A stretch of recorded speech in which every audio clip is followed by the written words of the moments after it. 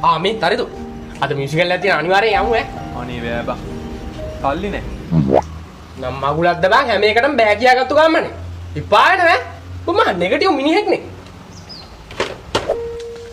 මේ හරිද? අර නිපුණ නුවරඑළියන් ට්‍රිප් එක දාගෙන මේ මාසේ. අනිවාර්යෙන් යමන් ඈ. අනේ බෑ බං දුර ගමන් යන්න. වමන යනවා බා.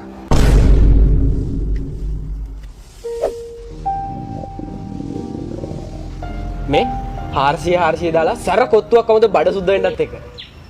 අනේ බෑ බං. ගෑස් ටික. අද හවසට අඩියක් ගාවද? අනේ බෑ බං. ටිකට් ගන්න යමුද? බෑ බං. 200ක් ණයට දෙන්න බෑද? බෑ බං. බෑ බං. බෑ බං. බෑ බං. බෑ බං. අනේ බෑ බං. මේ කම්මැලි මුස්පෙන්තු හැම එකටම බෑ ගන්න එපායකෝ. පොඩ පොසිටිව් ඉඳහන්කෝ. තෝ එකෙදි මට එපායනවනේ. රෙද්ද? හරි බං. අද එහෙනම් හවසට ක්‍රිකට් වත් ගහන්න යන්කෝ. ටිකට්ද? ටිකට් නම් අනේ බෑ බං.